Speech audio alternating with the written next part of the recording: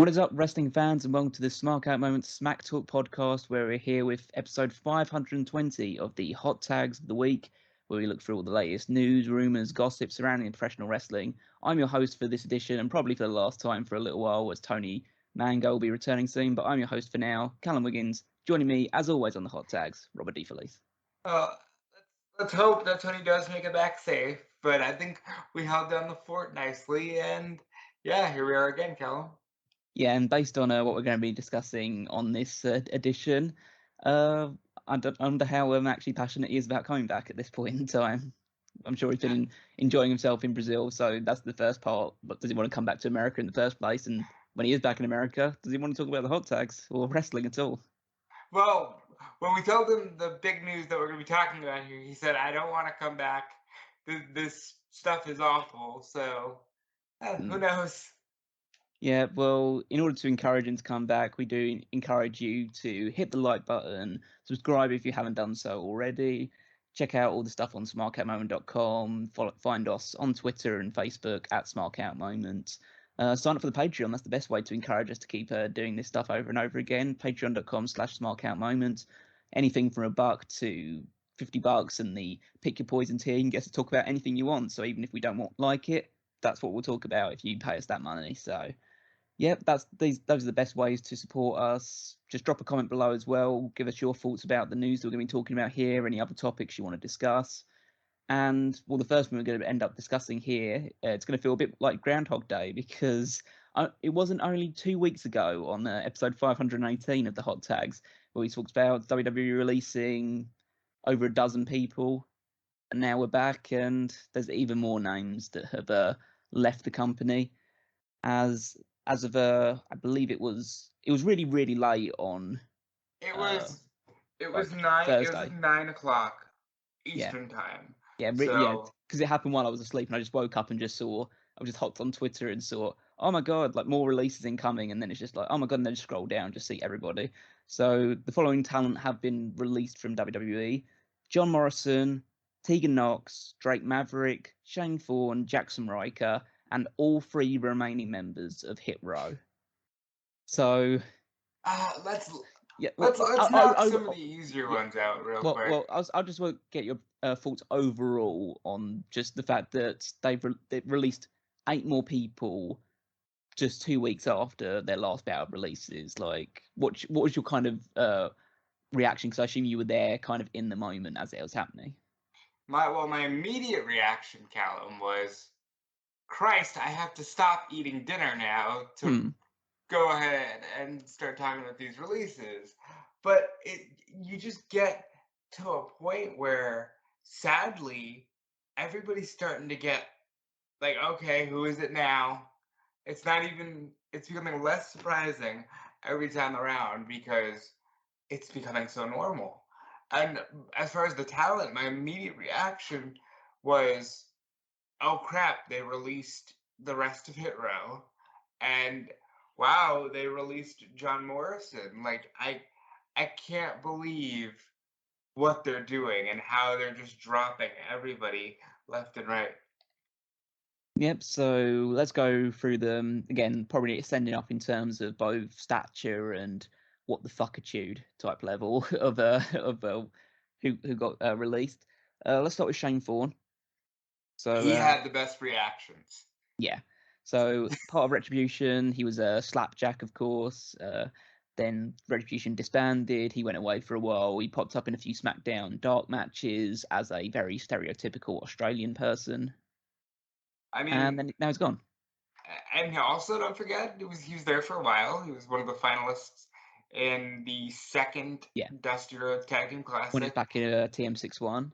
Yeah. And then he debuted on Raw with a tag team with Brendan Vink, managed by MVP. Does anybody remember that? I don't know.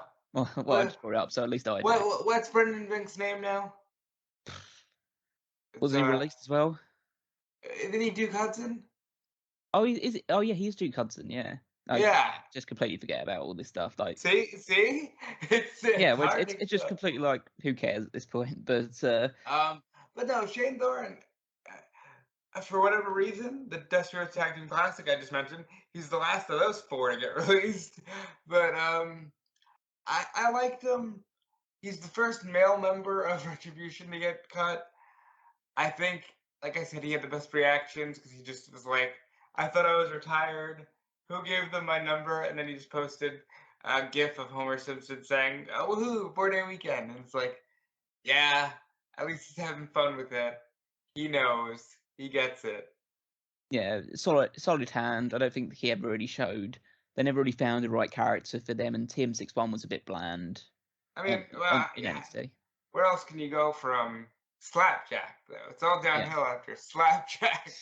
Well, where I think he'll go is he'll head over to New Japan. He'll reform with, what's his name now? Mikey Nichols? Yeah, Mikey Nichols. Obviously Nick Miller in when they were in TM61, but I don't know what was his. Do you know what Shane Thorne's name was outside of? I think it's still Shane. I don't know what the last name was.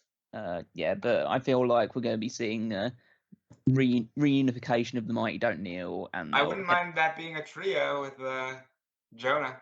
Yeah, definitely. Yeah, I might as well bring that into it as well. Like we were going to talk about this separately, but Jonah has resurfaced, the former Bronson Reed, of course, in New Japan Pro Wrestling, and so a good collection of Aussies. They'd be a good fit for their own stable or joining a stable in New Japan.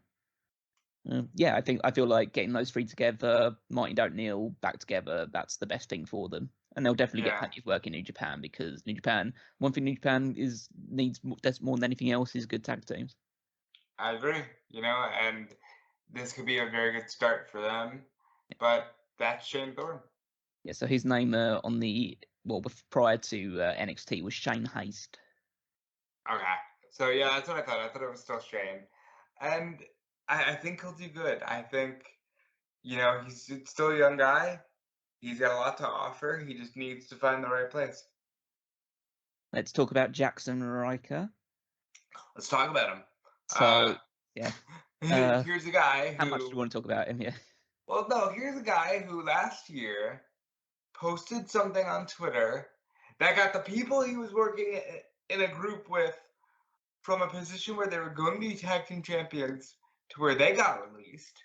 He stuck around long enough to be placed at the side of Elias, and they were placed at the side of Shane McMahon to fight Braun Strowman in a cage match, and then Braun got released. And then Ryker turns on Elias, or vice versa. Ryker beats Elias. The last thing I can recall Ryker doing on any programming was defeating Veer on main event, and this is already after the Veer vignettes started running.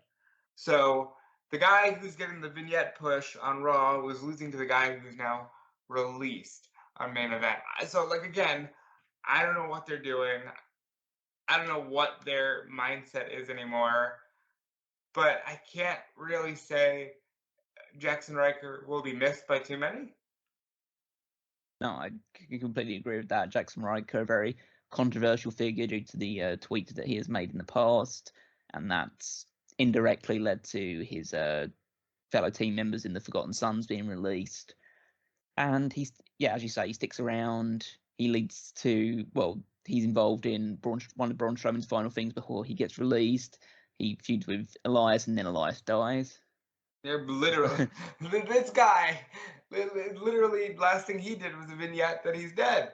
Yeah. And that's like, what's happening? And yeah, he's only wrestled a couple of times recently on a main event. Basically, he got that 3-week push over Elias, and then pretty much disappeared. I think the last thing I saw him do was job to Karrion Kross before Karrion Kross got released. Jesus Christ.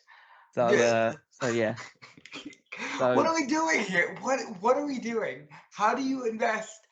Seriously, if you're you a can't fan invest right in any now, of these characters how do you anymore. invest in anybody? I mean, you can invest in I don't know, probably about 20, 30 people, maybe 20 people tops of people they're never going to release these people. The only way those people are going is if they decide, I'm done with this now. Listen, if you're a young fan getting into wrestling and you happen to be listening to this podcast, I would highly encourage you to invest in Randy Orton, invest in Roman Reigns, and invest in Charlotte Flair, Becky Lynch, Sasha Banks, and Bayley.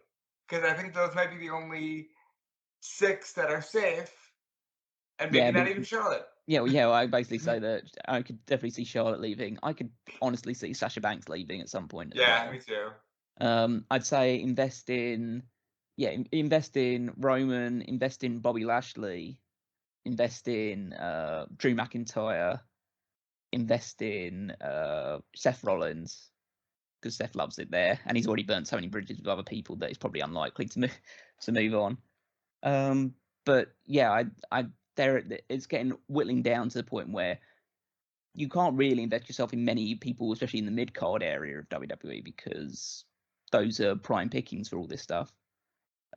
New Day would never leave unless they actually would get sick of the up down treatment and decides to walk. Again, it's more about you can't really say that nobody is ever going to leave WWE, because now there is a viable alternative. And talking about Roman Reigns in particular, Roman Reigns will probably get Hollywood offers in the coming years as well, so his schedule might become more limited. So yeah, it's hard to really invest in anyone at this point. This company is going in a very bad direction, at least perspective wise.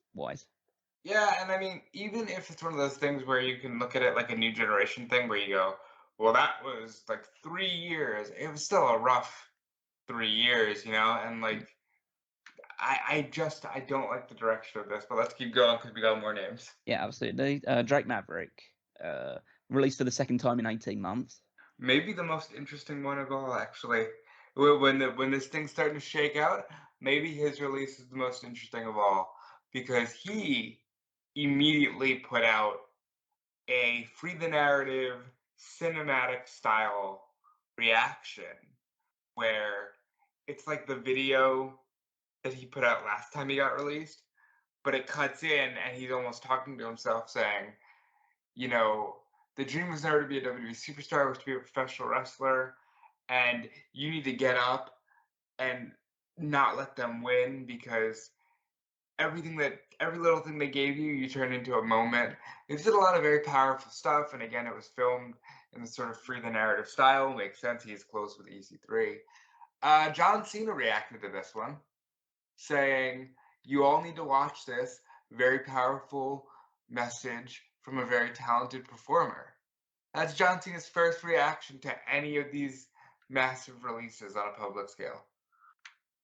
Yeah, and obviously the story of Drake is an interesting one, because he was originally released part of really the first real sea of releases that have come in this point back in April 2020, but he had already been announced for this NXT Cruiserweight title tournament and was rehired off the back of his performance there by Triple H. And again, a lot of these names have a very similar Triple H theme to them, about being part of the old NXT. It's so bad. It really does concern me about Triple H's stance in that company. Yeah, it does seem like his power and influence on the company has dwindled to very next to nothing. Yeah, very circumstantial now, more than anything else. He's there and he's a big name, and so that's the big deal. But his actual wield on power of NXT or any other part of the company just seems to be minimal at best at this point. And yeah, Drake Maverick came back as part of that tournament. I think made it towards the final, lost that, and then basically did nothing. He teamed with Killian Dane for a while. It was a pretty fun tag team, but nothing super serious. Came back to the main roster as part of this crew chasing after the 24/7 championship. I mean, he just won. He was just the 24/7 champion last week. Yep. Twice.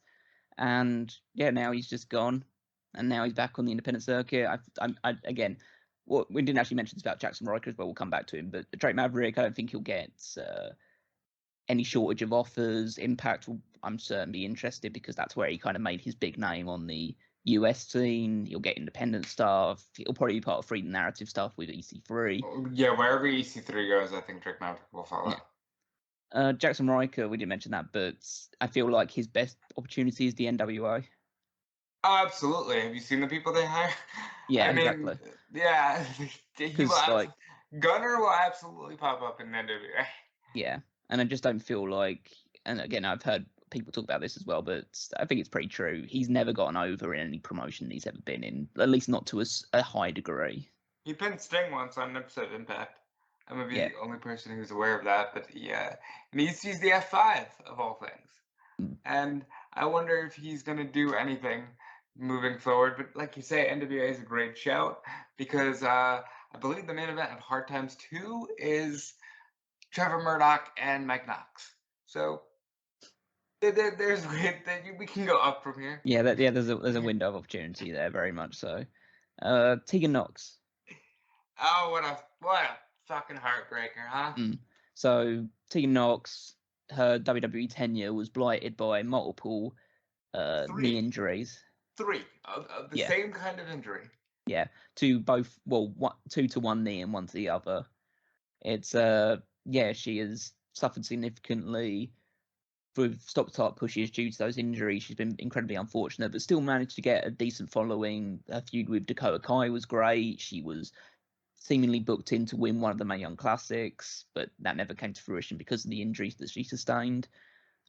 She was brought back recently, and they did that thing in NXT with the charging battery. That was to signal her return. She went after Candice LeRae, the woman that in kayfabe injured her.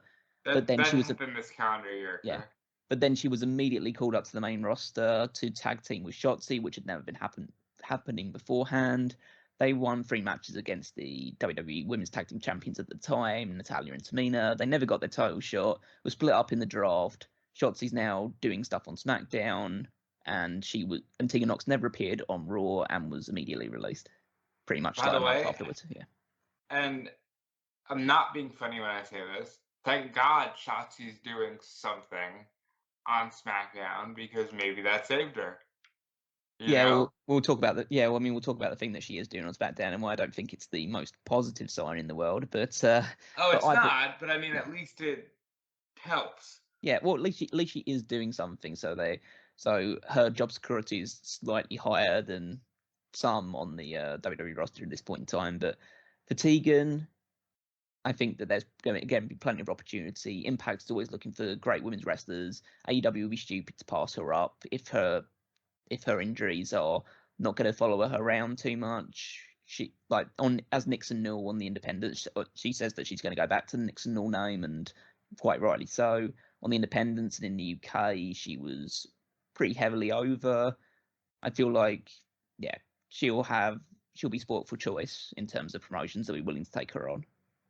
So I'm a big fan of Tegan Nox. I didn't see too much of her stuff as Nixon Newell, but I do hope that wherever she goes, and I hope it's AEW because I'm a big fan of, a woman was released, please go to AEW because they need more women and you need a major spotlight. But of course, Impact is also a great place for women to go because their women's division is the strongest thing they have. So she's not going to be without options. I just think it sucks. This girl was injured 3 times under your watch. You constantly told these powerful comeback stories. You couldn't let her actually have one. You just really cut her. Come on, man. Yeah. It's she never really got a real opportunity once she got onto the main roster. So, and yeah, this the thing about that just curtailed her NXT comeback where she could have had a feud with Candice. Obviously, Candice was pregnant, so it wouldn't have lasted too long regardless. But just a case of that being immediately cut off and her coming up to the main roster and then just being in nothingness really at that point. So yeah, I hope that whoever picks her up next gives her more of an opportunity and pushes her as she deserves, or at least features her more often. The last 2 are kind of one of them is a bigger deal, but the other one is a bit more what the fuck and has a bit more meat to it. So I feel like first we should talk about John Morrison. Do you know he was only back for a year? I mean, he re-signed in September of 2019, came back on screen of January 2020, so in the build-up towards the Royal Rumble. He's obviously a long-tenured member of WWE. Prior to that, I can't remember when he first got released. It was around about 2011, 2012? 2012, 2013. Yeah, something like that. And, so came went through the whole independent stuff, was a big deal in Lucha Underground, big deal in Impact Wrestling, did as much as he possibly could on the indies, came back to WWE, was immediately repartnered with The Miz. They won the tag titles briefly. They just kept going for a little while, the whole Johnny Drip Drip stuff and Miz TV and all this stuff. Then they split up acrimoniously when The Miz had to go to Dancing with the Stars. And so they never rekindled that feud. He's been spending the last few weeks just sitting backstage trying to find karma and stuff like that. And yeah, I now guess you can only find your Zen if you're released. Yeah, exactly. So, and only 2 weeks ago, Ty Valkyrie, his real life wife, was released as well. And so, yeah, I guess it's just another one following along. Maybe it's just a case of they couldn't actually release him at that point in time. I didn't feel comfortable releasing him because he was in the UK touring with the rest of the SmackDown crew. Obviously, they didn't care enough to inform him that his wife had been released, like personally, like over the phone or anything like that. But waited for him to come back so they could, I guess, tell him to his face that he was released. We'll probably text him still because John Laurinaitis, that's the way that John Laurinaitis rolls. Look, John Morrison essentially came back for a nostalgia run with The Miz and got fired. And I don't like that. Like, I don't. I think Morrison is one of the best. He's going to go down as like one of those Razor Ramon types where it's like best dude to never win the belt, maybe? You know, it's disgusting to me that they couldn't find something to do with John Morrison, who literally, to the point where it became a meme, went to every single promotion, became Johnny, whatever the name of the promotion was, and entered their main event scene and would win world titles and prove that he is a viable star. And they brought him back for a run with The Miz, which I will argue was the right move to bring him back as. It's just there was more beyond that, you know? And they don't give a fuck. Like, No. they don't care. They don't care. I guess they decided, hey, John, it's one less plane ticket we have to get. Budget cuts. That's another thing. Because all these things are stated under budget cuts. And we've talked about this, and both you and I feel, hey, that's if they have a budget they're trying to meet, sure. But it's a little disingenuous to make it sound like, hey, we're trying to make ends meet here when you're making record profit year over year over year.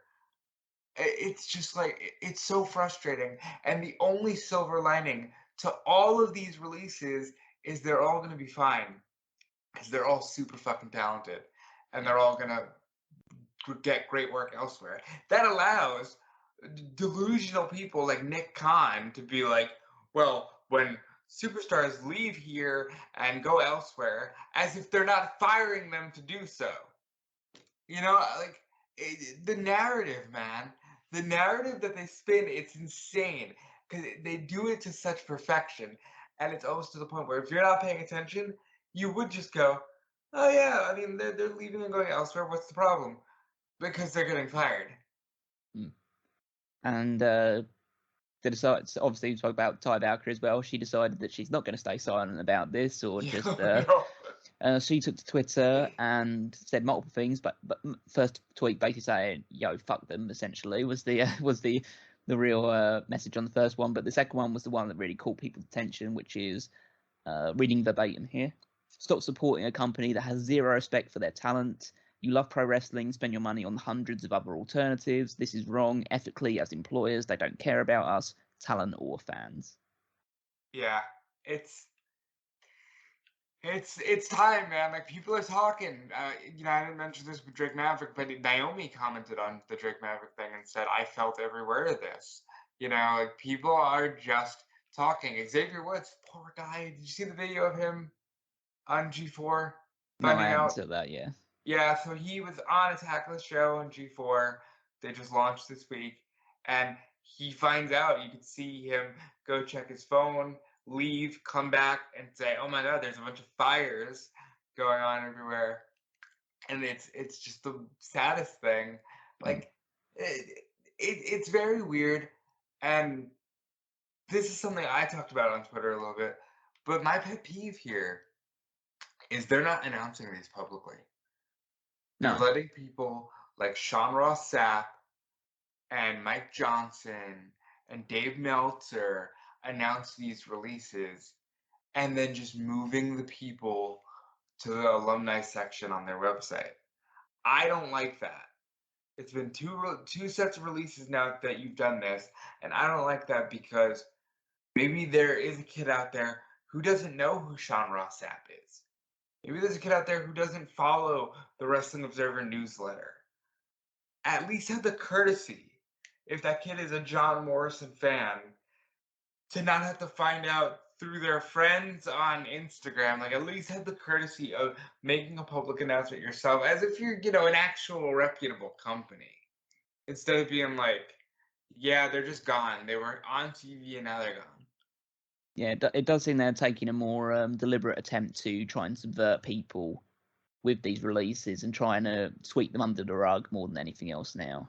Yeah, because they're announcing them at like 9:30 at night. And, yeah. and they're getting announced through Sean Ross Sapp. And that's another thing. And let's just call a spade here. Yes, I work for Fightful, but let's think about this for 5 seconds. If Sean Ross Sapp is the only person publicly announcing these releases, are any of you really allowed to say, we don't talk to dirt sheets? Because how does that work, Callum?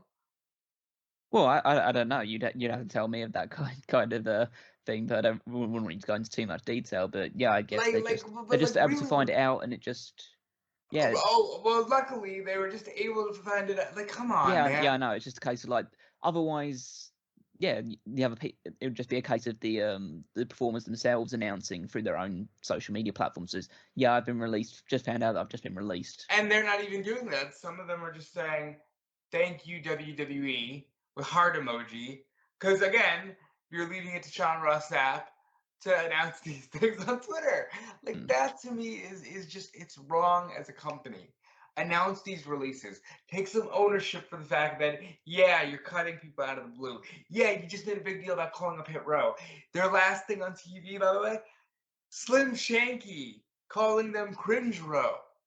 That's like mind-boggling, Callum. Yeah, well, let's move on to that. With John Morrison, do you say that obviously has got a big reputation behind him? He'll have no trouble finding work anywhere. I assume that him and Tyre will do a lot of intergender mixed tag work. So do you think he goes back to being Johnny Impact, or do you think he's Johnny Elite?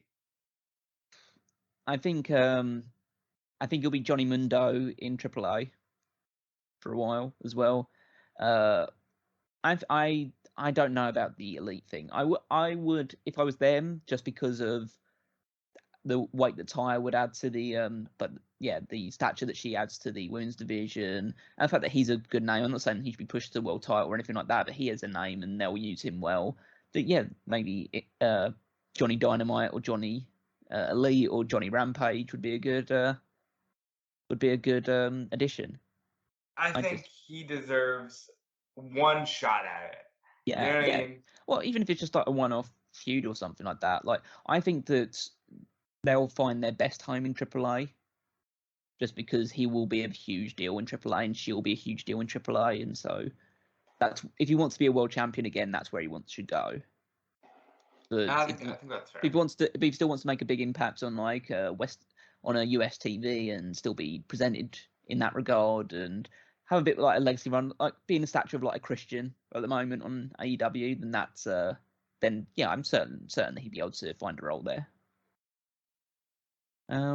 So let's talk about Hit Row then. So obviously 2 weeks ago we announced that BFAB had been released. So and that was 4 weeks ago we announced that they were drafted to Yeah, SmackDown. so only drafted to SmackDown in the draft after being NXT for a while. So Isaiah Swerve Scott, Tashanti the Adonis, and Top Dollar all released now and so they were, as you said, they were seemingly entering a storyline with Jinder Mahal and Shanky. They had one match on SmackDown, which was a tag team match with Scott and Top Dollar defeating a couple of no-name jobbers. But yes, since then they've basically just been doing a few backstage vignettes and stuff like that, but nothing's concrete, and now they're all gone. So this group was I think people sometimes over-egged how over they were in NXT, because I remember watching episodes of NXT and they would come out to crickets. Well, but like the end of the, I will say this in positive light about NXT 2.0. It is a little more lively crowd. Yeah. But the end of NXT 1.0, if you want to call it that, were a little flat. Yeah. But I do think Hit Row cool had its fans. They were a great act. They were an act that legitimately felt like they were bringing a specific element of culture to WWE, and it felt authentic. I liked it. For me, it was the star-making vehicle for Isaiah Scott, who was supremely talented. Watched him for multiple years, especially his work in Lucha Underground as a kill shot. But then him coming out to like Shane Strickland, he was great on the independent circuit. He comes in, he doesn't really find his footing straight away in NXT, but this was the vehicle for him. He becomes the North American champion off the back of it. Only defends it once, which is, well, pretty much, he technically defends it twice, but it's both on the same night. And yeah, they immediately call them up and get rid of them, which is, again, it's just another one of these indications that the creative arm and the side of WWE which is responsible for just the creative storytelling and what you see on screen is in no way in conjunction or in collaboration with the people at the top of the ladder, it seems. Yeah, so before we get there, I just do want to honestly say, I think it's disgusting that you call up an act from NXT who are doing fine in NXT, by the way, and you take Brianna Brandy, BFAB, away from a platform where she could have continued to learn and grow, and you take that, which quite frankly looked like they were going to fit very well on the NXT 2.0 side of things, and you just call them up to fire them. Really think about that. And by the way, this pairing as a whole only lasted 6 months. They were put together in May. Mm. They were put together in May, where Scott had a feud with Leon Ruff, who is now released. Like, it's almost like they are literally wiping out Triple H's NXT. It's almost like you can almost look at Triple H's NXT in the same light as ECW at this point. Mm. It's very disturbing. Now then you almost presenting that in the sense of Tommaso Ciampa is their current champion, and he talks about the fact that like he's the last bastion, he's the veteran, he's the last surviving person pretty much, and that seems to be the gimmick they're telling, is the fact that okay, we're going to whittle away every part of what Triple H's NXT was, what NXT 1.0 or 1.5 or whatever you want to deem it was. If you ask Tony, it was like NXT 6. But yeah, exactly. But now we're NXT. Now this is NXT 2.0, and there's all these young guys, and Tommaso Ciampa's being the veteran, saying, "Oh yeah, I don't know what we see in all these young guys and stuff like that, but he's going to be essentially the bridge from one to the other." And when he's beaten, again, I wouldn't want to see this happen, but don't be surprised that you see him beaten, and then a couple of weeks later, it's like Tommaso Ciampa has been released by WWE. Yeah, that's disgusting. Like it really is. I'm sorry. Well, yeah, it's an indication. It's the clearest indication that we've seen so far. Well, with a lot of these releases we saw a couple of weeks ago as well. This is the clearest indication that of what Vince McMahon thought about the original NXT, which is it was an indie federation, and as such was a complete failure at it. Was a complete failure in what he wanted from a wrestling company, which is sports entertainment. Wants big dudes, young women, hot women, that type of thing. Hold on. Top Dollar's big. B-Fab's a gorgeous woman. Yeah. Strickland is young. And so is the Dots. Well, my indication with this is that, well, let's call it as it is. Vince McMahon is a 78-year-old white guy. Yeah, fair enough. Bruce Pritchard is in his 60s. They looked at Hit Row and decided, oh, I get it, you're some sort of urban thing, right? And just didn't get it.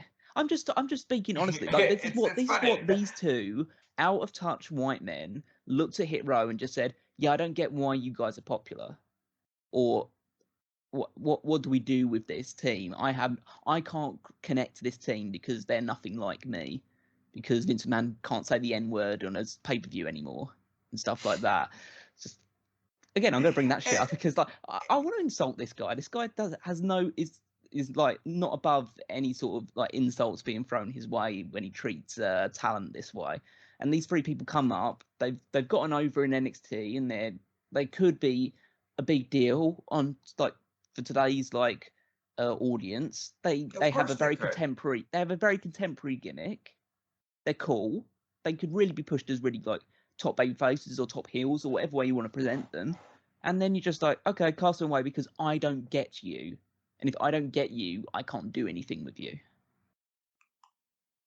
It's disgustingly sad because Shawn Michaels is working hard with these kids, and Shawn Michaels, like, they were big fans of Hit Row, and that's the thing. You can't deny it. Everybody, except for maybe Taya, and she hasn't specifically said anything about Shawn or Hunter yet, but everybody who's been in NXT says they love working with Shawn, they love working with Hunter, and then you get called to the main roster, and it's just garbage. Yeah. And like, unfortunately, like let's talk about this, because there was a report from Meltzer that Top Dollar rubbed a lot of people the wrong way, and this is what Top Dollar had to say about that, because he's not shy about immediately taking to social media and reacting. No, that's kind of his gimmick. Here's what rubs people the wrong way. Standing up for your own. When Brie was released of BFAB, and I called the office to tell them they made a mistake. Standing up for yourself. People in the performance center told me Hit Row wouldn't work for a year and a half, and I never took their advice. Trust me, I got plenty of stories. I can tell that how I was disrespected, but just took it on the chin like a professional. Even with the video I released today, it was all professionalism, but I'm not going to let these bullshit reports ruin my reputation. I got tea, I can spill too. Yeah. So the Top Dollar thing is one of the most intriguing parts of this, because there were reports circulating when Hit Row were immediately called up to the roster. It's the fact that Top Dollar will be the big one that's pushed out of it because of his size, because of his build, even though I believe at the time of his release he hadn't wrestled more than 10 matches. Yep. So they decided he's the big dude, he's the star, he's the one we'll push, and we'll make Scott and Ashanti the tag team. But then BFAB gets released, and so you're immediately, okay, what direction are they going with now with these three?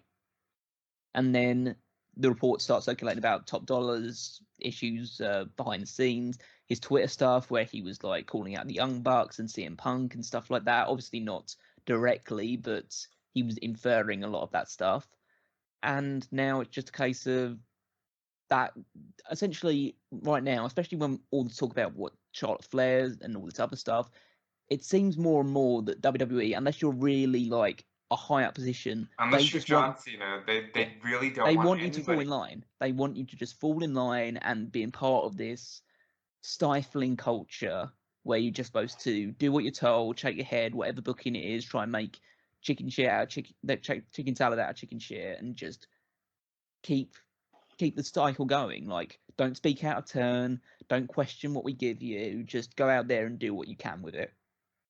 And then if you don't do exactly what we want you to do, or you do speak out of turn, then it's going to reflect badly on you, and it's going to immediately call you out. And the issue with Top Dollar in particular is the case that you have this Twitter game, and you start already talking about the fact less than 10 matches into your career that you're prepared to do jobs for Roman Reigns, or you want to do a rap battle against John Cena and stuff like that. So it's like, dude, you have not paid your dues in that regard. Like, you forget he also spent a few weeks driving around with people like The Undertaker and Booker T and guys like that for the Most Wanted Treasures show that he was the host of. So maybe he was feeling like, all right, I'm having a lot of time to sit down and talk to people like The Undertaker, which quite frankly, who gets that access, you know? Yeah. And maybe he was just feeling it and at least thought, hey, if I put myself over like this, it'll make some noise, and it damn sure did, because I myself had to write a bunch of different articles about him when he wasn't even really working. Yeah, so they get it.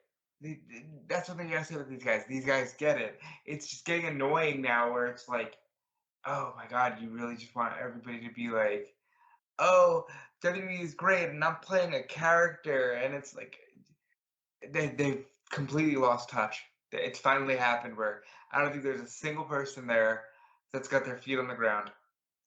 Yeah, or at least at the very top end of things. Like, you definitely can't see that in even Vince or Bruce at this point in time. And we talk about Swerve Scott as well. So Swerve Scott is the NXT North American Championship, and the cursed nature of that belt. There have been 11 separate NXT North American champions, 6 of which are now no longer with the company. Yeah. I was just counting up on mine. So first champion, Adam Cole, no longer there. Second champion, Ricochet, still there. Who knows for how long? Yeah, who knows how long? Followed up by I'm trying to remember. Johnny Gargano will be gone soon. You have to expect. Velveteen Dream, less said about him, the better. At this point in time, he's Roderick Strong. Yep, Roderick Strong still there. Then it's Keith Lee gone. Yeah. Damian Priest still there. He's the best faring. He's the best out of all of them. Yeah. Champion. Back to Johnny Gargano after that. Then Leon Ruff now gone. Johnny Gargano again, and then Bronson Reed now gone, and then Swerve Scott gone, and now Carmelo Hayes, and you kind of have to feel like, yeah, I mean, a lot of people have talked about the fact that like Carmelo is like a good archetype for what they want to see in NXT 2.0, but when like it just takes Vince McMahon to get out the wrong side of the bed one day, and then it just wants a completely different vision of what. Well, how long is it until we get NXT 3.0, especially if the ratings keep tumbling as the way they are for that show? Oh, they need to take that show off the USA Network, period. They need to take it off the USA Network. At this point, it doesn't translate well, because you're calling up guys just to release them when they're on global television. So you need to take that show off of the network. I mean, off of USA Network, put it back on Peacock, and tuck it away, where if nobody's watching, it won't matter, because you'll call them up and do something different with them anyway. So in terms of these 3 names, obviously Isaiah Swerve Scott is Shane Strickland, as I assume you'll go for now back on the independent circuit, will be the most sought after name. Right. He's incredibly talented, incredibly charismatic. I feel like, especially in a company like AEW that is consistently being called out for its need to be more inclusive, they should definitely prioritize getting him signed up. I feel the other 3 are slightly more. They've already shown some sort of. At least they've been put out on social media that the idea they want to stay as a foursome if possible. Listen, if they want to stay as a foursome, that's fine. As long as you know for a fact that Shane Strickland is the man. Yeah, but it's the idea of, I think if they want to stay as a foursome, then cool, continue to make music, continue to collaborate with each other, do all that cool stuff. But fundamentally, I don't think, strictly speaking, either Top Dollar or B-Fab have kind of proven themselves to be in-ring capable of supporting that act yet. And so I think they need to do more seasoning on the independents. I think Ashanti will probably do that as well, just because the fact that he's not as big a name yet, and so needs to just prove himself a little bit more in order to find himself at the same level as AEW. Like Strickland, if he wants to, will go to AEW when these 90 days are up, and I don't think he'll have any trouble with that. The other 3, I feel like there's less incentive to straight up sign them. Yeah. Unless they're just going to sign them to be, I guess, cohorts to Scott. Maybe if they all go together, maybe MLW. Yeah. But I mean, like, Swerve is so good. But so those are all the releases. I just want to bring this fact up as well, because I think it's quite interesting and obviously quite damning. So since again, I don't know, I've gotten this number from somewhere. I haven't like double verified it, so like someone might have to just fact check me and prove me wrong or anything in that regards. But I believe since the start of 2020, WWE has released 131 wrestlers from their contracts. Okay. And just by comparison, the current Impact roster is less than 70 people. Oh, Jesus Christ. And as an even more damning thing, the current AEW roster is 120 people. So WWE has released more in 2 years than the current AEW roster. What is one thing? Like, what do you, for real, what do you do? What do you think here? Well, you think they're really limiting the amount of people they want to have under any real contract. And they're going to rely still on like nostalgia people and things like that to this point, as and when they can do so. But their legitimate thing is that they promote themselves as like a content creation company now. They're pretty much just that's what they do, and so you don't need a ton of diverse characters and talent to do that. You just need the same people and the slots on television that you have. So they're just going to keep cycling the same feud, cycling the same people over and over again until, well, presumably, and I don't want to like absolutely say, oh, Tony was right all along type thing, but it does seem with more and more of this stuff happening, it becomes less and less easy to defend the fact that they're likely heading towards a sale in the coming future. Yeah. So at this point in time, if that's the case, they're just like clearing out wrestlers in order to, as a means of balancing the books and making themselves seem as appealing as possible to a potential buyer, then that's the way they would do it. But they have to recognize you have to, there is the argument like, are they damaging their perception? Are they damaging their brand reputation by doing this? And arguably they are, because, well, especially people that have like vocal on social media, of course, there'll be people saying, oh, this is terrible and that stuff. But then there's also just, they seem to have this endless machine of drones that no matter what will happen will just say, oh, it's just business, or oh, these people deserve to be released, or oh, they weren't doing anything with them, so what's the point of having them on? It's better that they release them so now they can do their stuff elsewhere. It's just a case of it seems they're pretty bulletproof in that regard. And like, I'm not against people thinking, hey, good, try not constantly look at the bright side. Like I used to constantly do that myself. However, it's just too much, man. They're letting go of too many people. It's exhausting. Yeah, I don't want to keep having to defend this. I don't want to keep having to be like, oh, but it's WWE. It's to the point where like I don't want to watch this anymore. No. I want to go away. I want them to find themselves, find what they are, and then I'll come back and watch it. Like I want them to figure it out, because right now they're just doing whatever the fuck they want, and it's maddeningly annoying. Yeah, so that's the big news story of the week, the releases. So now we'll dive a bit more into the minutiae stuff as well. Again, drop your comments below if you want to mention your thoughts on these releases, where you want to see these talents turn up in the future. I'm sure, as I said, most of them are talented and have like a long history behind them in the business, so I doubt that any of them will struggle to find work in wrestling or doing other stuff as well. Like Top Dollar's done presenting work, like he said, for the Hidden Treasure stuff, so I'm sure he'll be able to find work there as well when he's got a rap career building. So yeah, I think they'll all be fine for the most part, or at least I hope so. Absolutely. So let's move on to a few other little bits and pieces, more of the I guess general stuff now. So WWE Trademarks, this is always a top place to start. So WWE has put a number of trademarks out this week. Let's start with the Adam Pearce one. So Adam Pearce has filed a trademark for the Scrap Daddy name. Yeah, and so that's his nickname. If you don't know, he's a Scrap Iron, so he used to like occasionally call himself Scrap Daddy. And WWE has also trademarked different variations of the term scrap metal. Yeah. So I know what you're speculating about this. Oh yeah. That you think this is the new name of Von Wagner on the main roster. Oh yeah. Oh yeah. Absolutely. And because I made this joke in the work chat where I said, so what's Von Wagner doing with Adam Pearce? I said, I don't know, Scrap Daddy and Scrap Baby.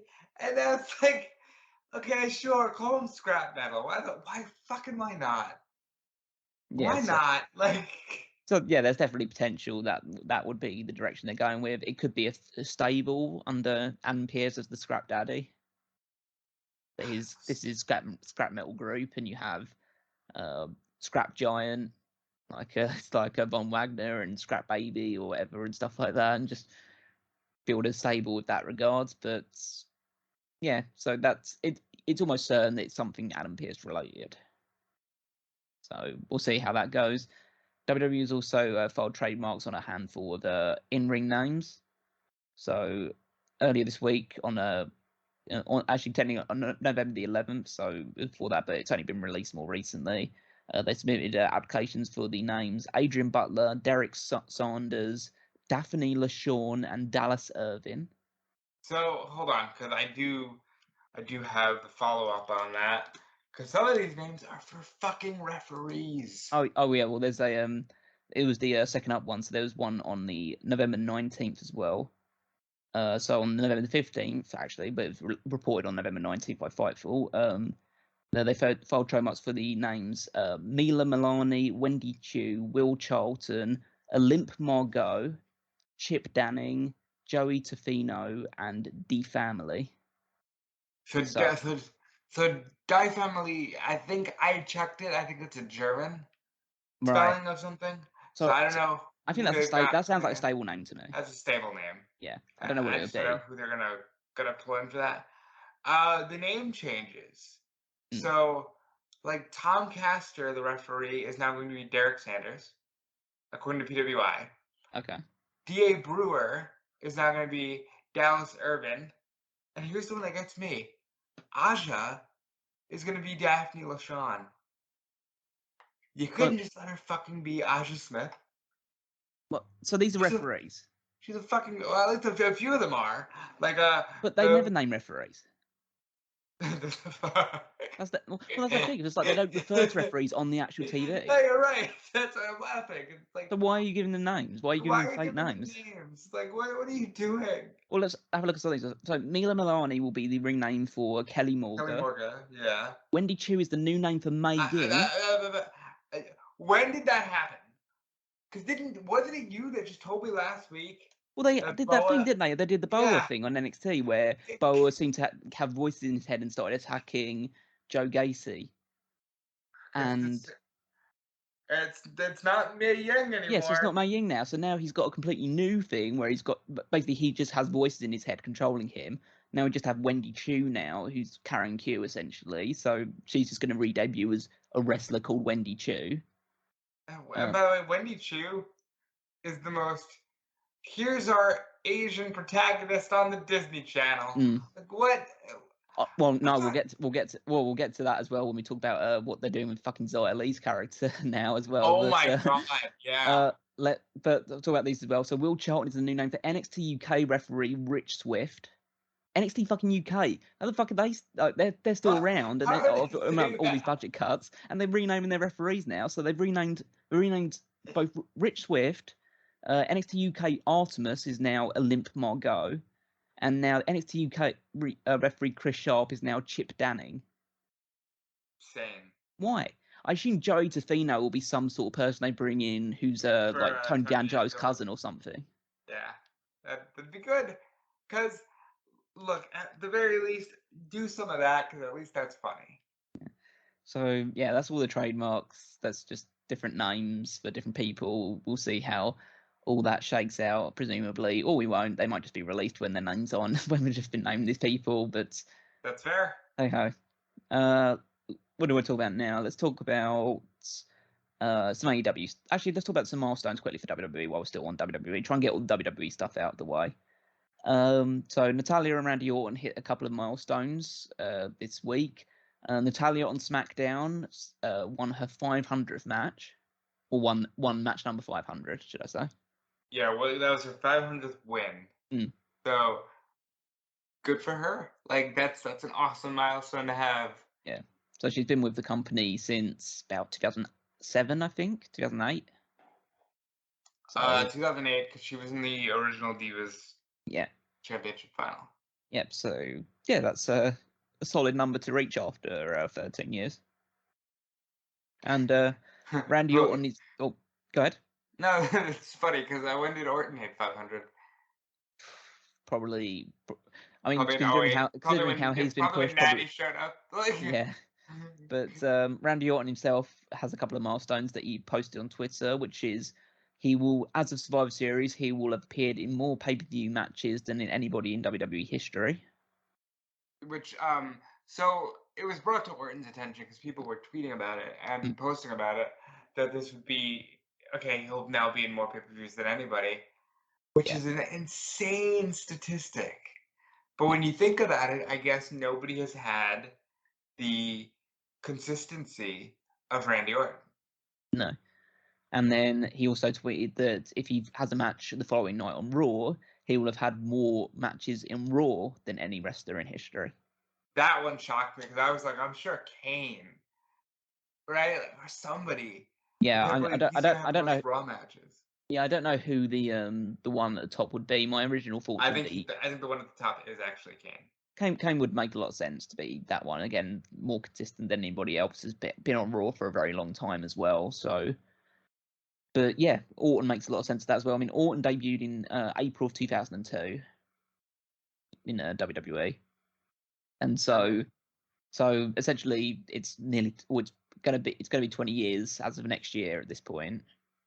So it makes all the sense in the world that he kind of does that thing as well, because he's the guy that has always just been there. Obviously, he's had his bouts of injury, but he's just always been there. He's never gone off to Hollywood. He's never worked for another company. He's just always been there.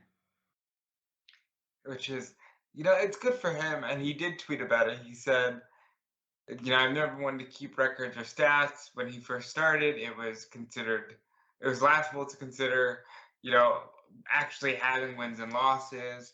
You definitely wouldn't talk about that sort of thing. And he did thank fans and stuff, which is nice, but it's crazy to think Randy Orton is now maybe the most WWE guy to ever be in WWE. Yeah. And that's why I think people would be foolish to overlook the fact that he might become the most winningest WWE champion of all time. Because everyone talks about Cena. Cena's at least be the guy that wins 17 more titles. I think it's going to be Orton. I think Orton will do it. I think John will do it first. It'd be interesting to see. I still think that again, it's not that we necessarily need to see any more John Cena Randy Orton matches, but it would be interesting if they were both on 16. And then there's a title vacancy or something.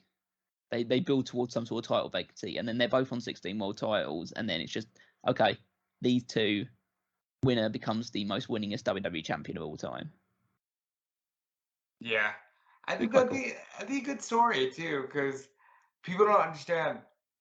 You talk about the Ruthless Aggression era. They got this documentary come back tomorrow, but when Randy Orton and John Cena carried the ball for the company when people didn't want to watch, when WWE became a niche product, it was headed up by Randy Orton and John Cena. And it's good for them to see all the strides that they have made professionally. And I think it's really cool that Orton is going to be on the most Survivor Series ever. He'll probably win tomorrow, too. Yep, so some small semblance of good news, I guess, with that. Also good news for Jinder Mahal, because he's joined the cast of the ABC series Big Sky. Now, I haven't seen that, but I do think it's cool that Jinder is branching out, because we talk about things like representation in different cultures, and Jinder is a good-looking guy. He deserves that spot, you know what I mean? Yeah, he's definitely he's I wouldn't say he's a great promo, but he's a good talker, and he definitely has presence to him. So yeah, I'm sure he'll do well in this new environment. So yeah, hopefully it works out for him. The final WWE thing we're going to get to before we transition to a few other bits and pieces, and then cycle back to the shows of the week. Ric Flair's been tweeting. Oh yeah. So we talked about last week. We talked about basically pretty much on and off for the past month or so, the whole Becky Lynch, Charlotte Flair, real life rivalry, the animosity between the two, and Ric Flair obviously Charlotte's father decided to chime in. Had this to say on Twitter in all caps, as per Ric Flair's. I don't know what Ric Flair does to tweet out in all caps. Don't know how his phone's set up or anything like that. The way where he does this, but put out on Twitter saying, "I think I'm going to have to make the trip personally to see you beat the piss out of Miss Charlotte WWE. I don't think so, sister. The man, big time Bex, or whatever you call yourself. There's not enough choreography in the business to save you." With 3 crying, laughing faces. And it's just like good for Ric Flair. Like Ric Flair is. I had to ask this question. I'll say this on the air. I had to ask. All right, are we putting Ric Flair on the unhinged list or the don't touch list? Like, for example, there's some shock jocks in the world of wrestling that unless it's like genuine news, we won't cover. Like, we won't cover whatever Vince Russo says on his latest podcast, where he's like, "Bro, they're wasting Eva Marie." We won't get that. I had to ask. All right, is Ric Flair there yet? Because he's just fucking saying whatever he wants. Yeah, so obviously he's back on his going back on his podcast stuff now, so he's just spouting a lot of this stuff out and putting this stuff out on Twitter as well. Becky responded, basically said that she had a tweet lined up before him, decided not to do it because like she just feels kind of sad for him.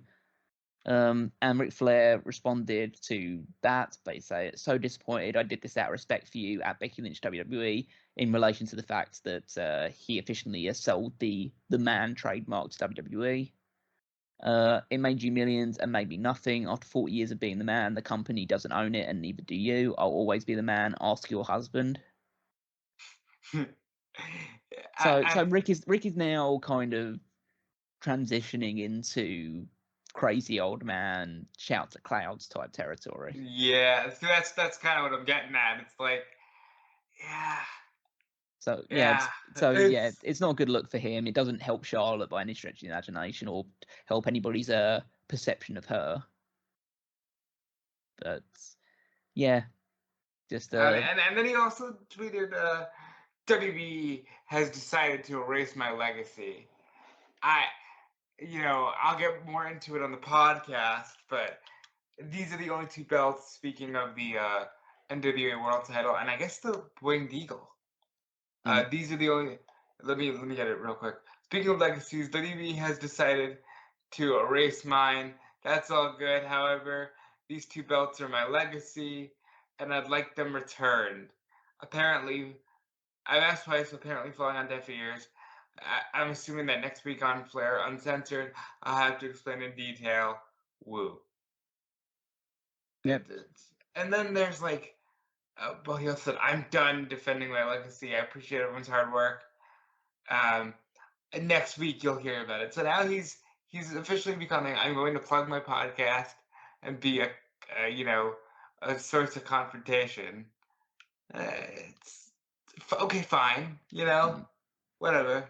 Yeah. Like, he's still Ric Flair. He'll always be Ric Flair, and he'll always be one of the best in the world.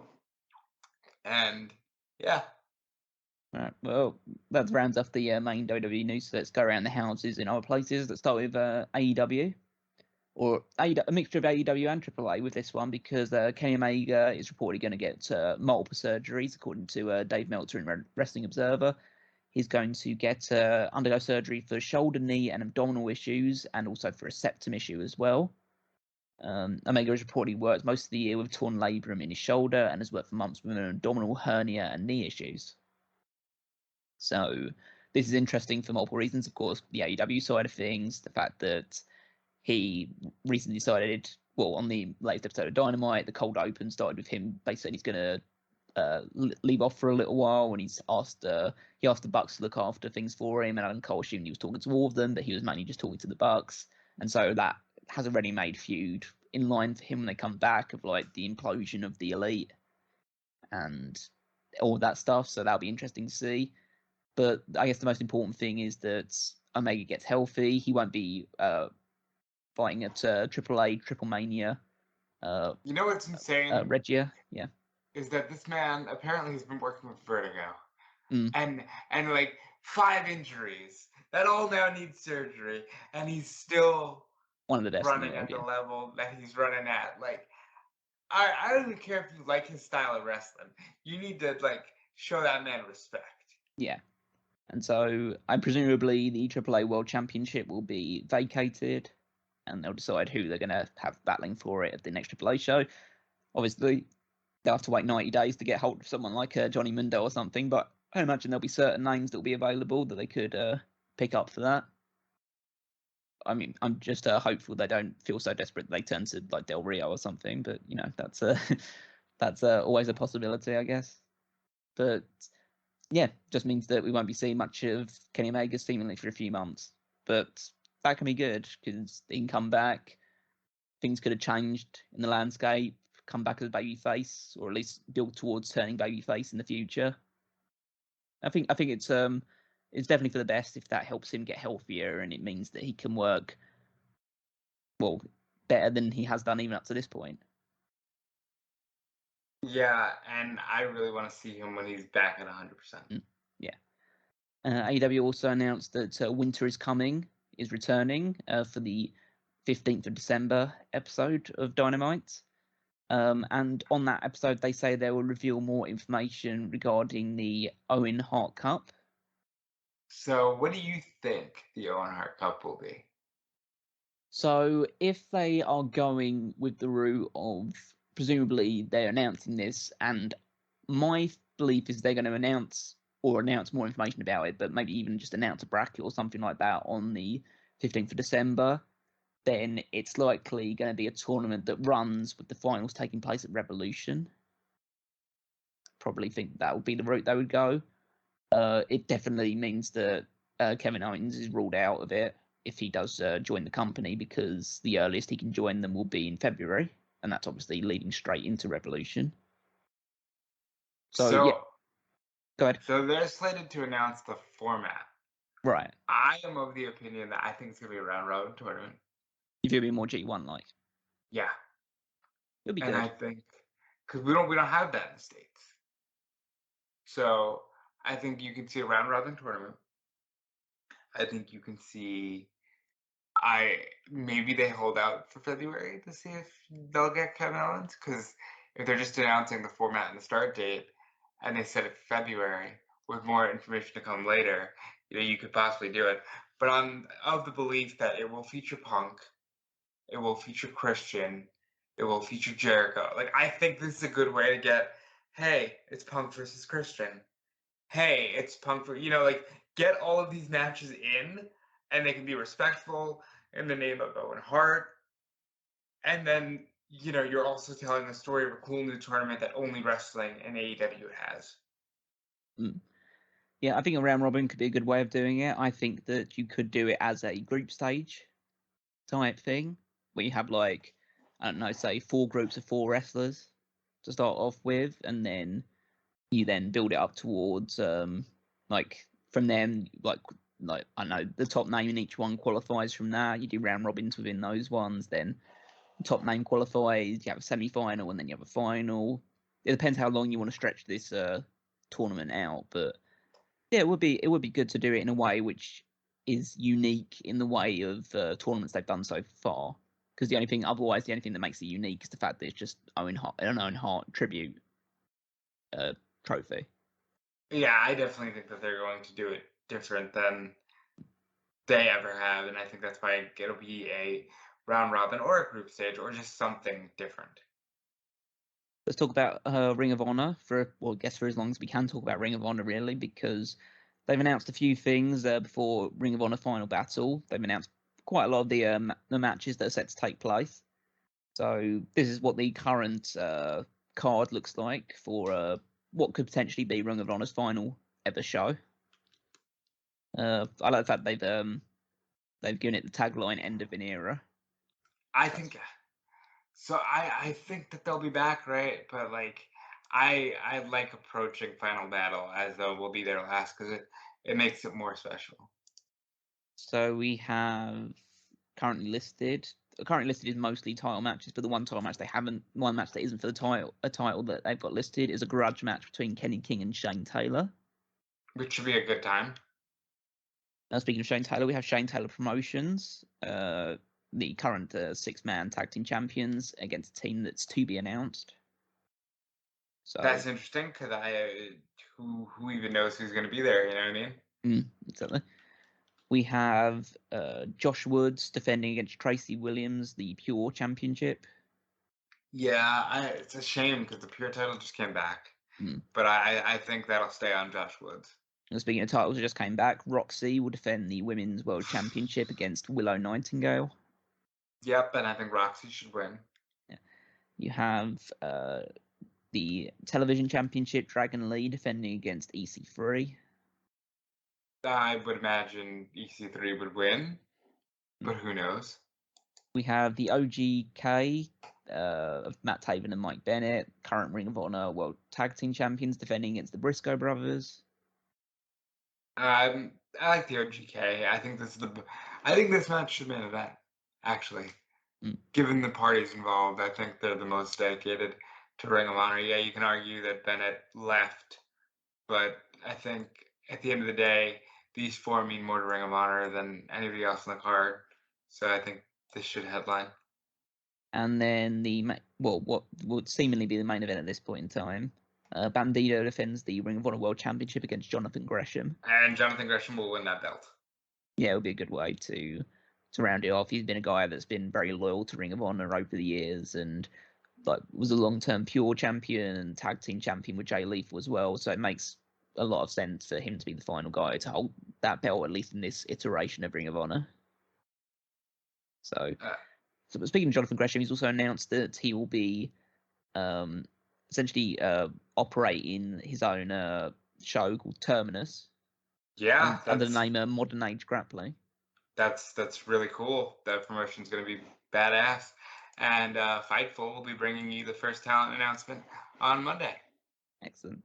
You heard it here first, so definitely keep checking out Fightful for all of those scoops. Let's dig into NWA for a little bit. Don't really want to talk too much about NWA, but I thought because look at are we gonna talk about the Hard Times card? I'd rather not. If you want to, go ahead. I mean, let's talk about it for a second here, man. Hard Times will feature an NWA Junior Heavyweight Championship qualifying gauntlet match with Alex Taylor, Arya Daivari, C.W. Anderson, who I didn't know was still working, Darius Lockhart, Homicide, Jeremiah Plunkett, Jamie Stanley, Kerry Morton, Luke Hawks, PJ Hawks, Sal Renaro, and Victor Benjamin. I guess they're going to try to reinstate the junior title. Okay.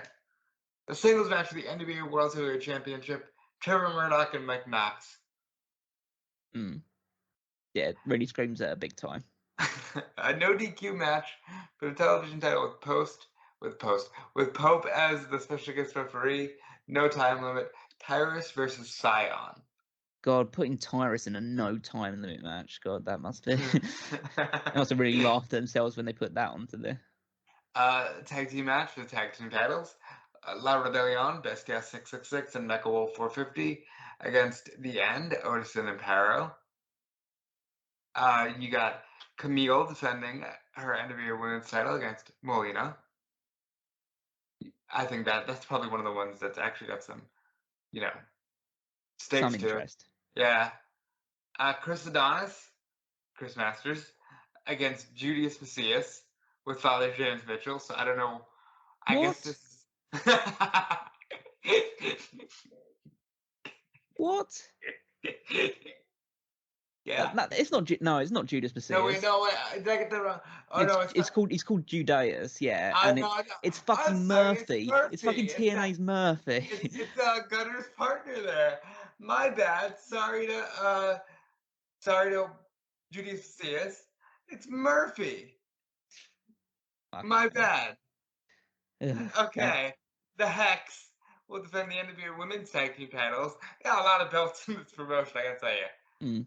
Against Kylie Ray and 2D Lynn and Lady Frost and Natalya Markova. Lady Frost just signing with Impact, as she told Fightful Fightful Uncovered recently. Another junior heavyweight qualifying match Red Titus, formerly of Ring of Honor, and Austin Aries. Wondering when he's going to resurface.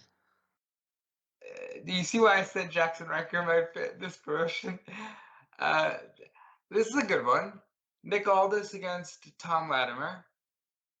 No accompaniments at ringside. If either man is disqualified, they'll be suspended for 8 weeks. Okay. It seems like good. I mean, it's basically Magnus versus Bram.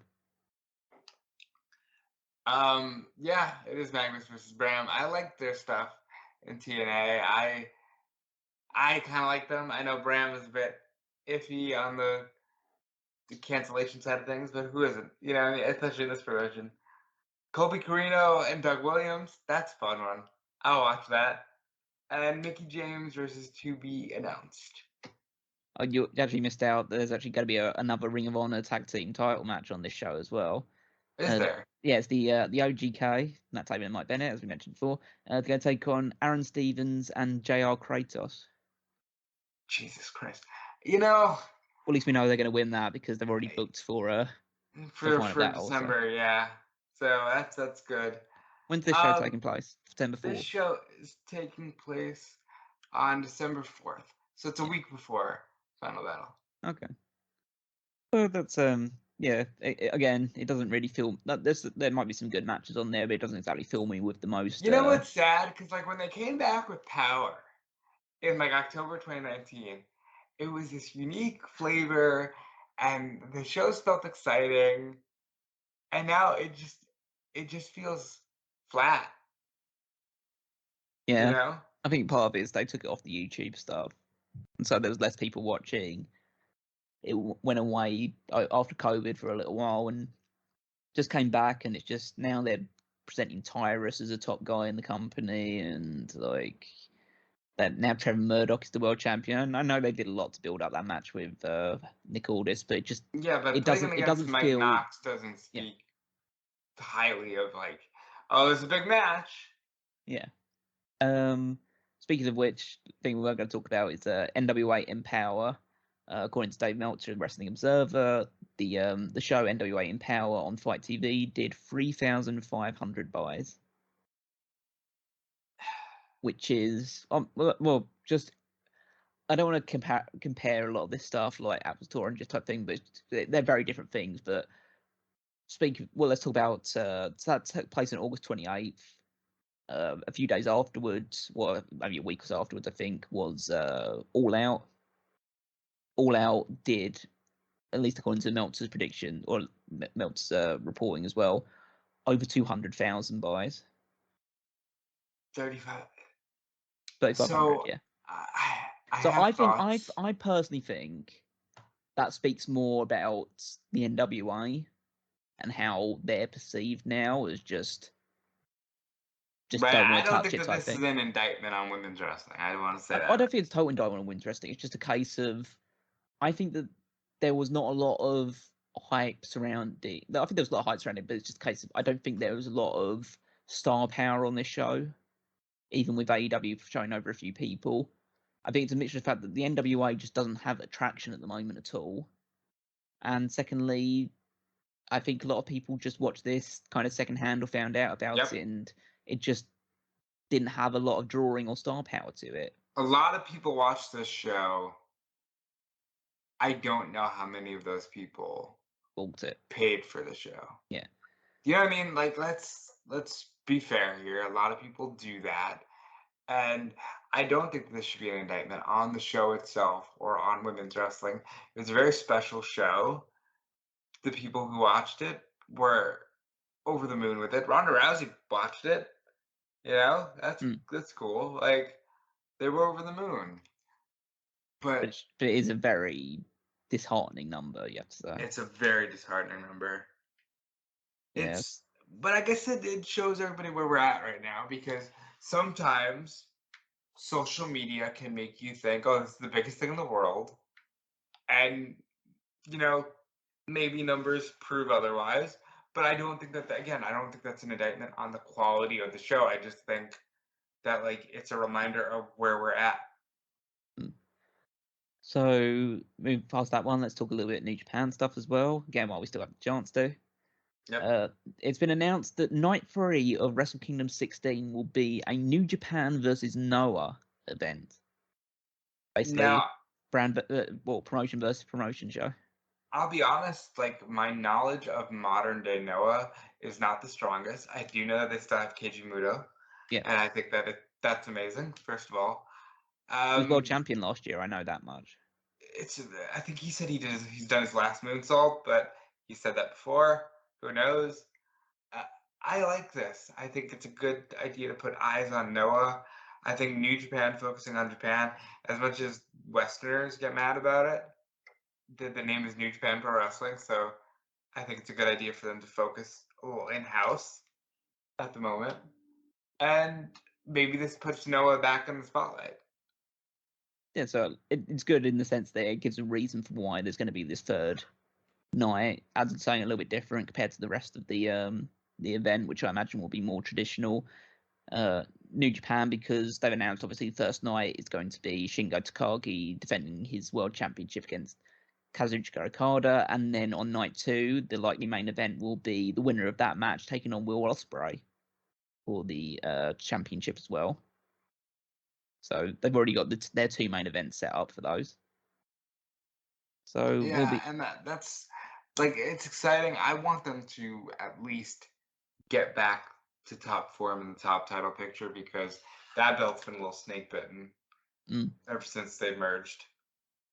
So that's the end of the kind of news segments before we dive into TV coverage.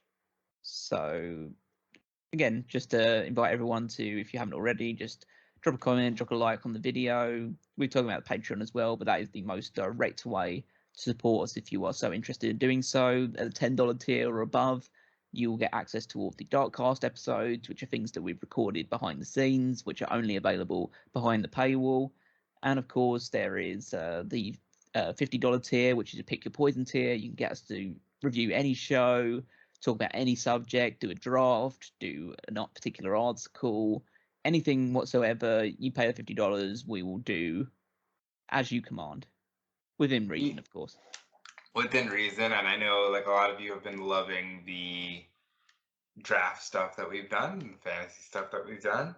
Yeah. And I believe the final of those have aired now. Yeah, so yeah, make sure you check out this week. This week we had both had the ultimate draft, the ultimate roster draft, where we all 3 of us bickered and argued over the 150, well, it ended up being 151 names that we would select for an all-time WWE roster, and then the follow-up episode where we built a card based around those 151 people, deciding on what we were going to put on a 2-night WrestleMania. So if you want to hear us all bickering and arguing and trying to find compromises in different places, that is the 2 episodes for you. I definitely think that it's a good time. It's one of the best that we've done, and yeah, you guys should definitely check it out. So let's dive into some TV stuff. I want to start Impact, really, because I just wanted to mention the fact that Minoru Suzuki took on Josh Alexander in the main event. And they got 40,000 viewers from last week. So the viewership went from 79,000 to 129,000 this week. And I would be inclined to think that maybe that's because of somebody like Minoru Suzuki being on Impact Wrestling. Yeah, I'm sure that's done something. I'm sure the inspiration now being on the show has also drawn some more eyes to it as well. So yeah, I would agree with that. But yeah, that's it's a good number for them, and I just wanted to mention that because if you haven't checked it out, do so, because they slap the piss out of each other. Yeah, but I'm saying that, but I do think that Minoru's losing too many matches. But that's much of a muchness, really. And I'm kind of sad because on a night that Impact could have had all the news, they didn't, because, you know, WWE was releasing people left and right. So we spoke a bit about Raw stuff, or at least the Raw stuff that mattered in our Survivor Series predictions, so we don't really need to go over those too much. Like matches were much of a muchness, really. You had as a tag team match, then turned into a 6-man tag in the opener with Seth Rollins and the Usos won. Bianca Belair beat Tamina, and continue the thing with Doudrop, it seems. Veer Mahan is still coming. The Street Profits defeated American Alpha. Had Nikki Ash lose to Queen Zelina, but then Carmella lost to Rhea Ripley. Kevin Owens beat Finn Balor. So AJ Styles and almost defeated the Dirty Dogs in just like minutes. Yeah.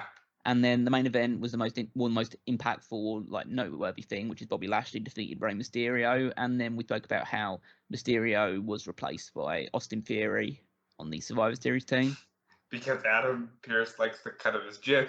Yeah, exactly. He was in the ring at the time that he wanted to change the team. So I guess that's the way management works. Maybe they're telling us on TV how they work. Yeah, but in general, the show was just a show, really. Nah. Nothing exciting in particular. Moved over to NXT, which was polarizing to say the least. NXT 2.0. Opening match saw Tony D'Angelo, the ultimate meme guy, taking on, I guess, what was formerly the former meme guy, Dexter Lumis, and getting the victory there. They're really not doing much to protect Dexter Lumis anymore. Uh-oh. I wonder what that means. He's an older Triple H project, yeah. He's a Triple H guy, uh-oh. Yeah.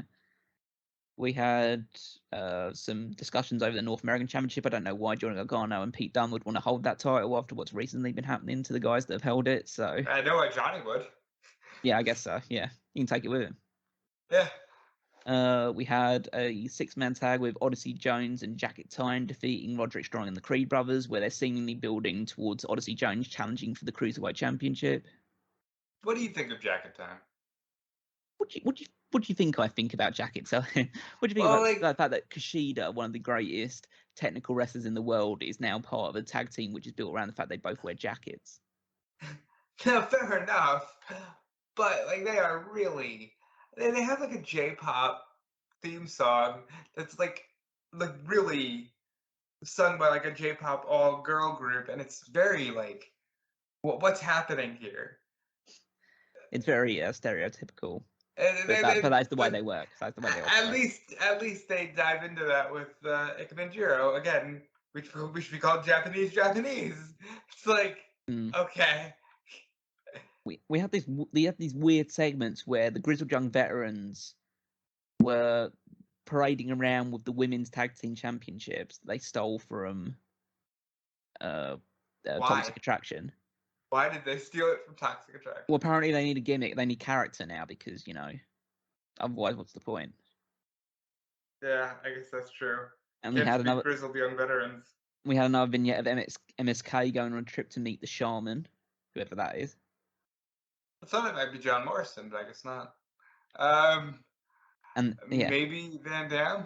I don't know. We had Zion Quinn defeated Andre Chase, but then was beaten up by Legado del Fantasma. Who I guess is now exclusively spoken for by Elektra Lopez. Well, Santos Escobar was there with them as well, so he's back. Good news. So this is building towards the Zion Quinn Santos Escobar match, and presumably we'll find out there whether Elektra Lopez turns on the group and joins with the person that she's infatuated with.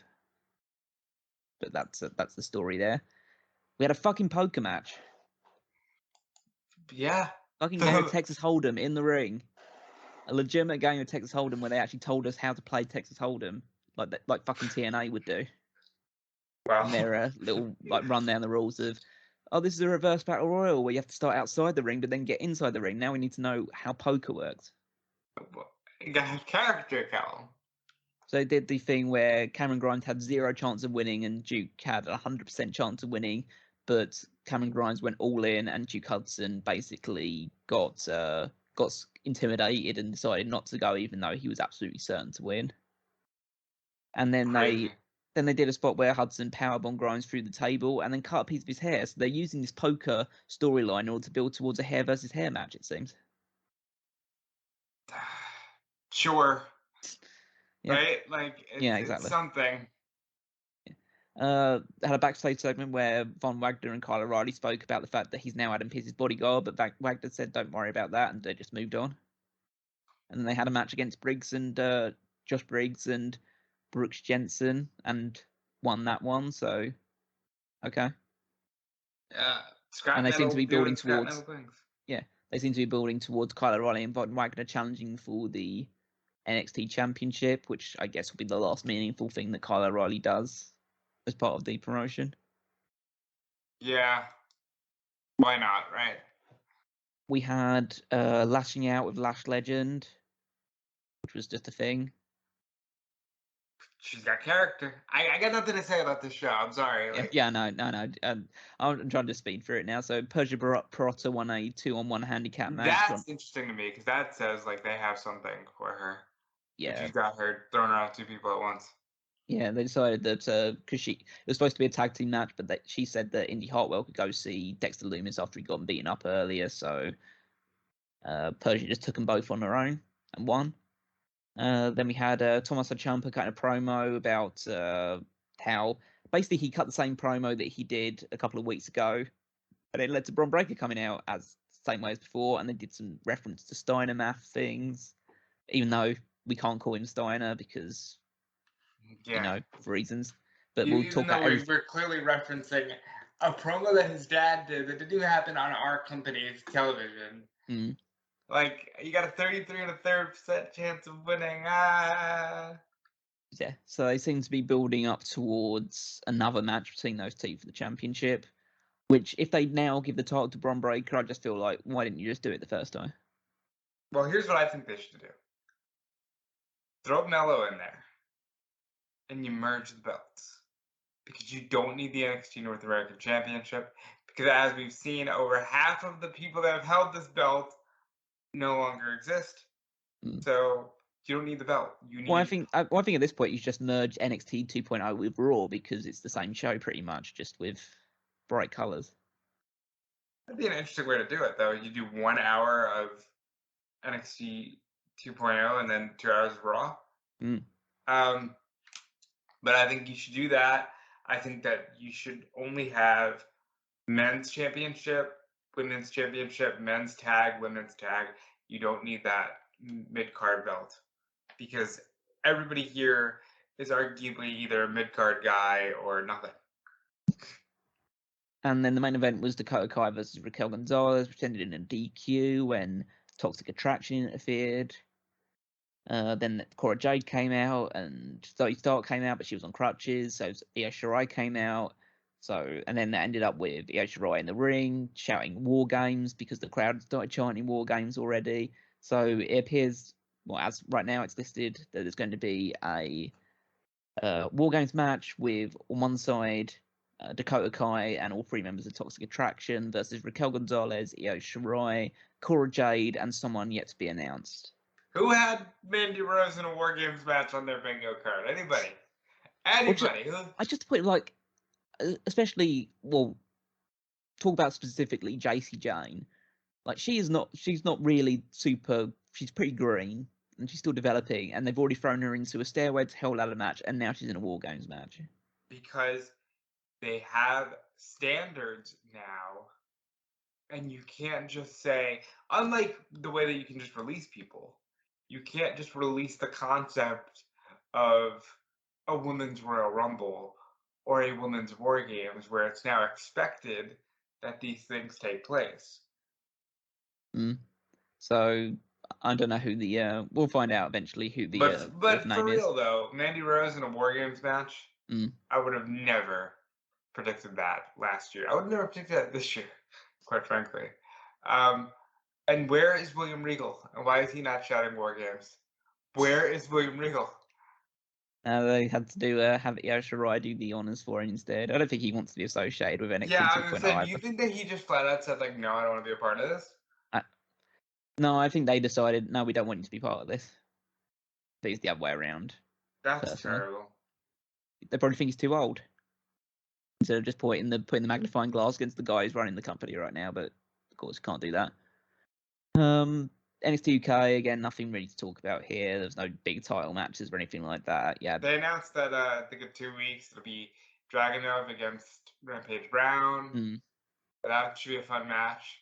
And then next week will be believe Jordan Devlin and Mark Andrews and Flash Morgan Webster has put off surgery for 3 years on his torn labrum and is now going to have that surgery. Good for him. For good that he gets healthy. The main event of the show saw Teoman and Rohan Raj defeat Gallus. Because they got Charlie Dempsey. Mm. Speaking of William Regal, they're now aligned with Charlie Dempsey, who is William Regal's son. If you look at him in the face, I know you cannot see that because he looks exactly like his dad. But I'm excited for that because right now NXT UK is the only show that remains untouched and kind of feels the same as it did when it started, just with less people because of COVID. Over on SmackDown, this is where we can talk a little bit about updates to Survivor Series. So we talked about Survivor Series earlier this week. Check out our predictions episode. But a few things have changed since then. They've announced who will be replacing or who will be filling the vacant spots in the Survivor Series teams.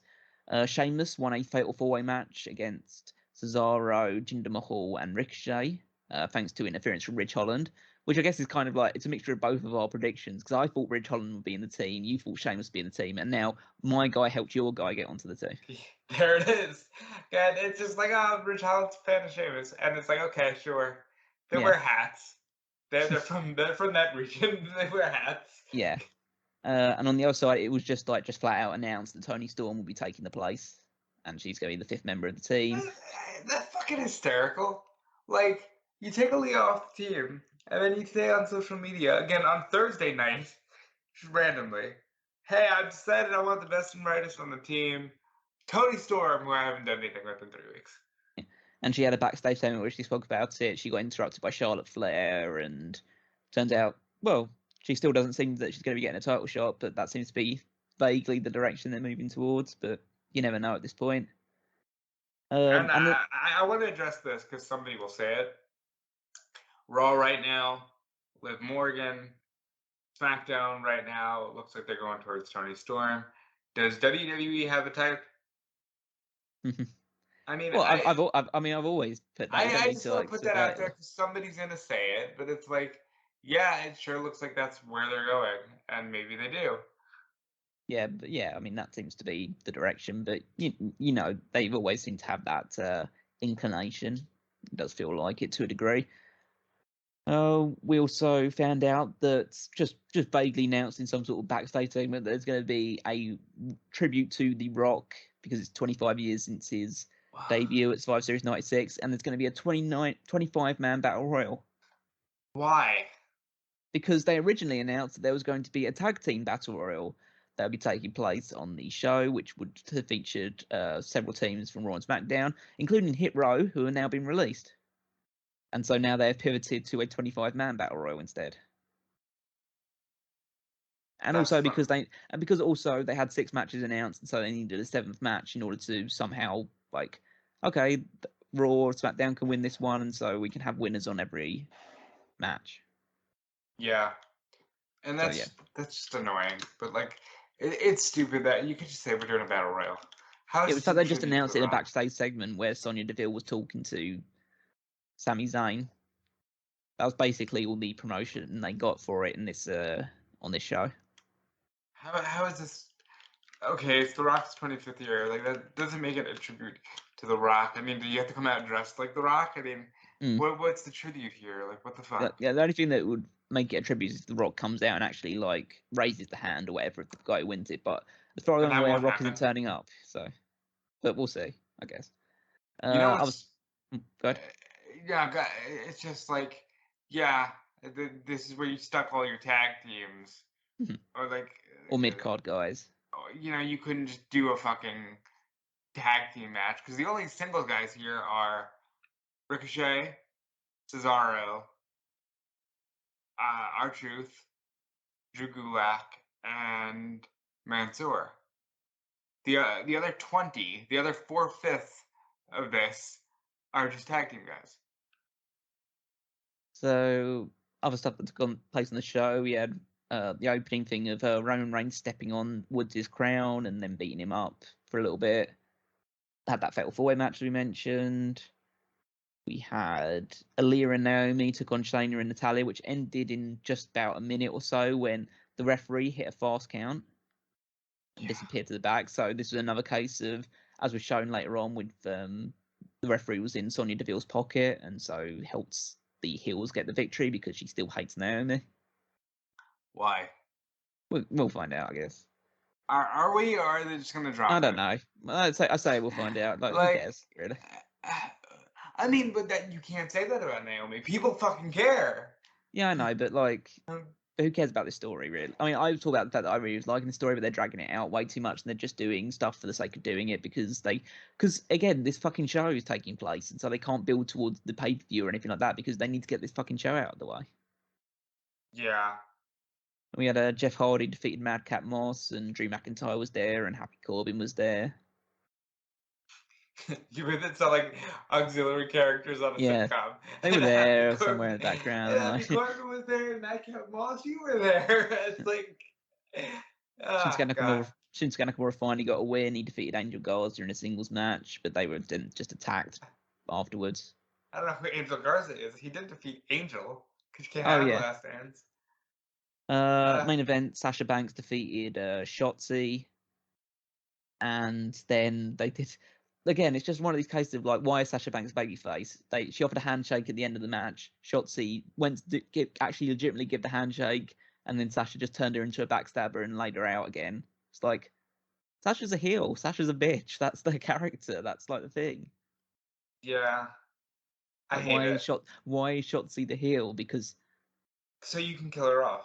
Yeah, exactly. So it has to be so you can kill her off because she's the final holdout of the Triple H era of NXT. You know, but it really does feel like that, and it's so frustrating. And I get annoyed because people would say, "Oh, you just want to complain, and you don't see the bigger picture." I'm tired of looking for the bigger picture because you've proven to me time and again it doesn't exist. So now I'm just gonna say, "Oh, I bet they're doing that to kill her off." So we also talk about the killing off Triple H NXT characters. There's a new comic book themed video package for Xia Li, which basically talks about the fact that apparently her family was attacked when she was younger, and she fought back against that. So that's kind of, she's now got this new backstory. I thought that. What about the dragon people? I thought, what happened to the dragon lady in 1,000 years? I'm so worried about this because I'm gonna say I'm worried. Like, I don't really care in the grand scheme of things, but it's just a case of like, they did all of this stuff for, because people think, oh, she's getting all this promotion now. That must mean they have big plans for her. They did all this stuff for Aleister Black several months ago, and then he debuted, and then he was released the week after he re-debuted. It's just, one day, like, this just doesn't bode well for me at all. One day, we're gonna hear the stories. Oh, by the way, she's called the Protector now. She's the Protector, Xia Li. It's fine, but like you said, they've done all this stuff. Like, this is not a reason to feel like she's protected. They could just drop it the second week. So yes, basically the comic book story is telling the fact that like her father passed away, and then she helped fight away a burglar when her family were being attacked and stuff like that, and now she's the Protector. You think they got that from a real story? I don't know if that is her backstory or not. Like shades of backstory, like, maybe her family was. I don't know. I don't know enough about her actual real life backstory. I don't know whether this is completely fabricated or it does have truth to it. You want to believe something, but like this is 90. It's 95, right? Like, this is like, hey, the Protector is coming. It's like, okay. So what does that really mean? Like, why does that make her? What is she going to actually do? Is she going to come out and just be like? Let's talk about this Naomi storyline. Is she going to come out and she's going to help protect Naomi from the attacks? Like, why does the Protector become like? Why would the Protector want to fight for the championship? Put it that way. I don't know. Yeah, just like, it doesn't make any like I don't as a name. It doesn't make any sense to me unless she's like going to be playing as well. If you're going to play like a superhero style character, then that's fine. It's like why would she would she want to fight for the world title unless she's trying to like stamp out an evil character? I guess. Well, I'm really going like too far into this, considering the fact that she's probably going to be released sometime next year. So that's just the perspective I'm taking. So like I shouldn't think too much about it. Oh, of course, but like you got to think about it a little bit, yeah. Yeah, because we actually care. Yeah. Let's talk about something that actually rewards us for caring. Let's talk some AEW stuff. Oh, thank God. So AEW came back. It was National Cowboy Shit Day. So good. We obviously spoken about the fact that there was a cold open where Kenny Omega said that wanted the guys to look out for things for him, and Adam Cole said that they've got this, and Omega kind of brushed him off, and so again building up for a future feud between those guys. All members of Dark Order were in the ring. And Page came out, crowd chanted, talked about the fact that he earned the championship rather than deserved it, which was great. Yeah, I like that he cut off the "you deserve a chance." Yeah. He's like, nope, no, I earned it. Thank you. Then he exchanged words with Bryan Danielson, his upcoming challenger, and Bryan Danielson basically turned himself heel for this feud. Didn't I tell you? Didn't I tell you? I don't think he's full heel, and I don't think he'll be heel beyond this feud. But he'll be heel for this feud. But the good thing about this is it's believable. Oh yeah, absolutely. This was great. He was a real person. He was talking about the fact that he wanted to face Omega instead, and he doesn't really see much in Page. He just like you get the sense that he just thinks that Page got lucky, and he's going to prove himself because he's the best wrestler in the world. And yeah, and he sees that he basically looks at him and he looks at the Dark Order and he just sees cartoons, whereas he's the real deal. And yeah, the crowd really turned on him, and he really played into it. Specifically, the crowd turned on him because he mentioned, well, when I won the world title at WrestleMania, boo! Like, just mentioning that he won the world title like, it's proof that even though Bryan winning the world title at WrestleMania is this great moment for wrestling fans, you still got that WWE stink on you, Bryan. So it was like, nope. And then he had his typically very good match against Evil Uno. And now he's challenged Colt Cabana for next week's Dynamite, because they're taking next Dynamite will be in Chicago. And the interesting thing is that there is now a run of shows where the week following that he's going to be taking on, the week following that they're going to be in Alan Angels' home state of Georgia. And then the one following that as well, they will be in, I believe, Long Island, I think. Eventually they'll be on Long Island, and that's which is where John Silver's. John Silver and Alex Reynolds are from. Yeah, so I think that he's basically going to run through the Dark Order on the way to facing their hometowns, which is amazing. Which is basically I heard someone talk about it, just the ultimate WWE thing of like he's going to go to every single guy's hometown and beat them up, which is basically the WWE trademark of doing things. But at least they're calling it out like that instead of going, "Hey, it's the big hometown hero, welcome home." Oh, your thing got spoiled. Sorry. MJF cut a promo about the fact that he's essentially in all essence he's basically saying, "Stop comparing me to the Miz." Yep. Which is right, because he's one of the best wrestlers in the world, as we spoke about on our Full Gear review. So check that out. His match against Darby Allin was probably the best wrestling match of the night. He's a fantastic wrestler. Yeah. We had the Butcher and Blade were defeated by Orange Cassidy and the debuting on it, or at least AEW thing, Tomohiro Ishii. Yeah, I thought this was a great match, and I thought the Butcher held his own with Ishii, and very good. Yeah, fun match. Ishii hit the brainbuster on the Blade to get the victory. We had the TBS Championship qualifying quarterfinal match in the tournament. Nyla Rose defeated Hikaru Shida. Serena Deeb as well got involved. Nyla Rose used a stretch muffler to get the victory, attacking Shida's injured leg. Again, another very good match. These two have very good chemistry with each other. Yeah, I mean, these women work great together, and it was good to see them not get the 9:30 death slot. It's good to see Serena Deeb's interference not lead to the immediate loss, but eventually lead to the loss because, you know, it is still an unfair advantage. Yeah, MJF came out again with a promo alongside Sean Spears and Wardlow, which was interrupted by CM Punk. Punk came out, didn't exchange words with him, just stared him down, refused MJF's handshake, and walked away. So, okay, I'm ready for this now. This is already big. And it's funny, as soon as, because this is something that you could hold out for a pay-per-view, but as soon as I saw MJF coming out, I said, okay, Punk's coming out. But I didn't think they'd do it like this, and this was so good. Punk just refusing to acknowledge him, walking away. Yeah. I love the fact that, like most things you can build you're building towards matches with promos. These two, you're actually building towards the first promo segment. Yep. That's how big these two are. So that's great. And there's so many similarities.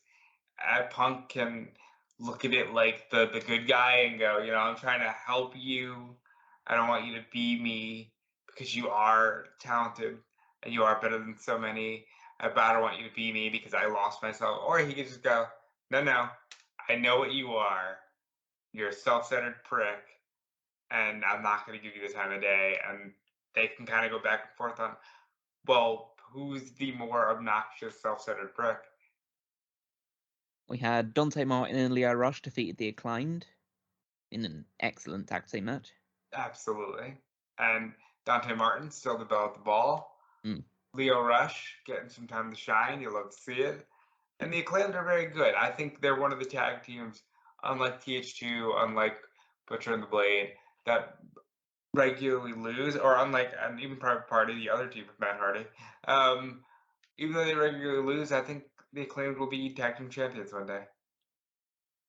You had after the match, Team Taz came out again, and they're trying to recruit Dante Martin still. So we'll see how that storyline progresses. I can't believe they said it's been a year since Hobbs joined. Like, that feels like it just happened, but man, things are going by pretty quickly. And the main event, Jay Lethal was unsuccessful in challenging Sammy Guevara for the TNT Championship. Again, very good main event.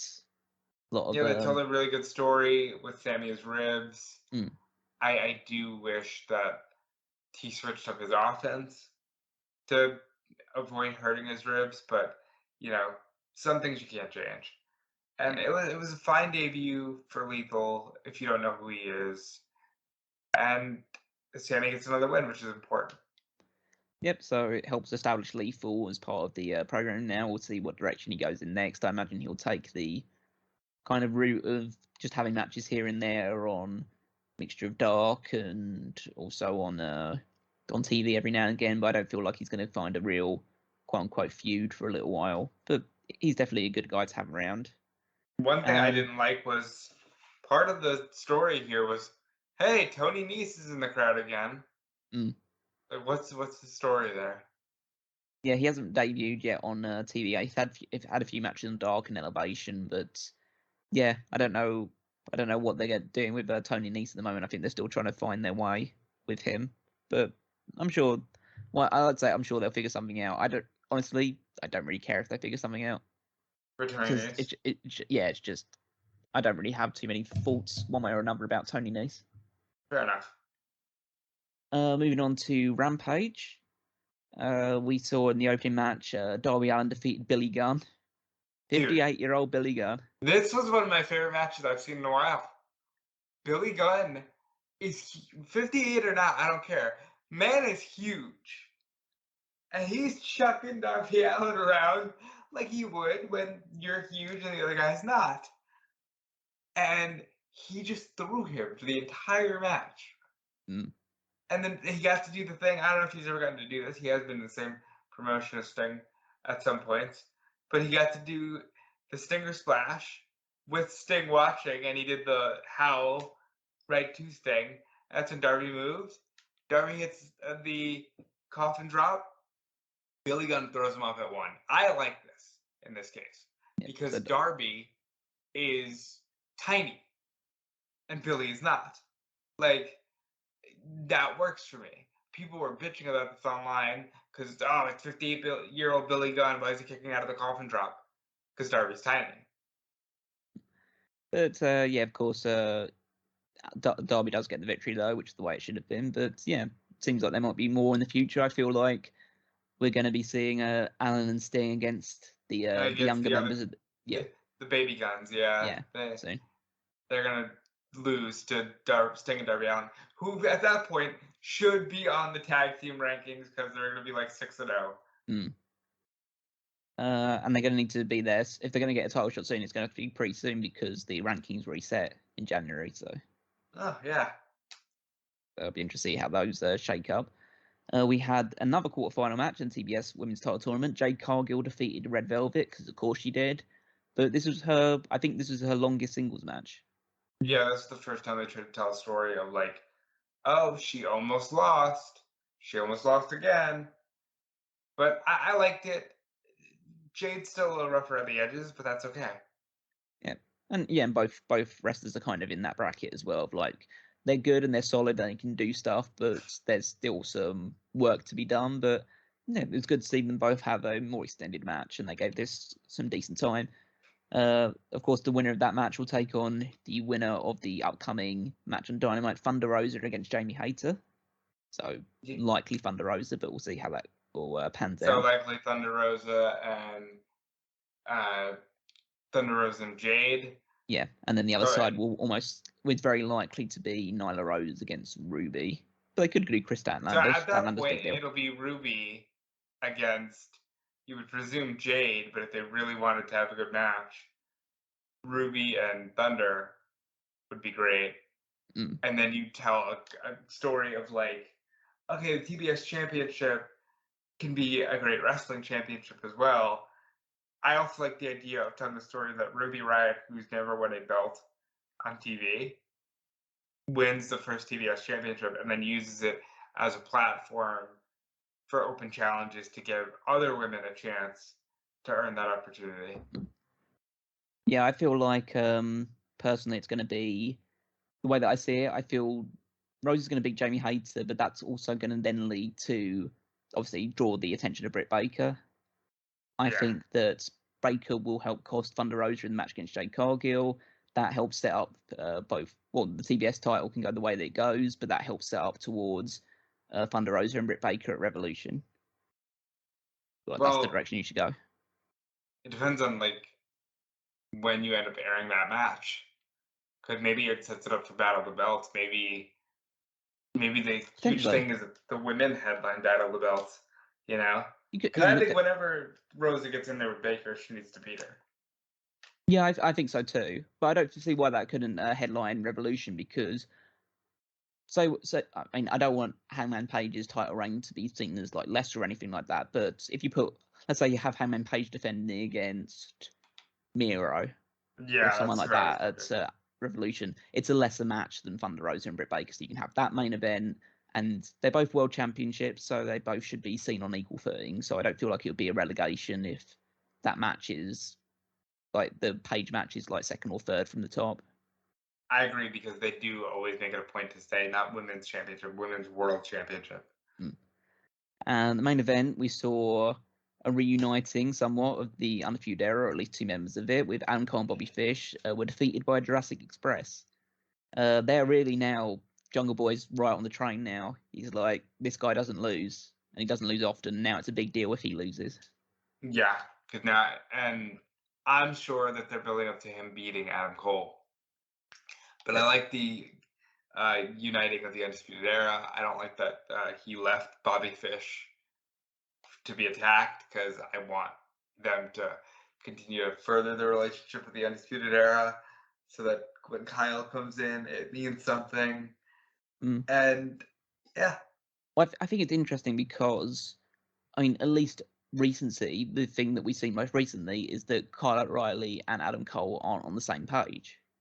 Because they separated as part of the Undisputed Era. So that is true.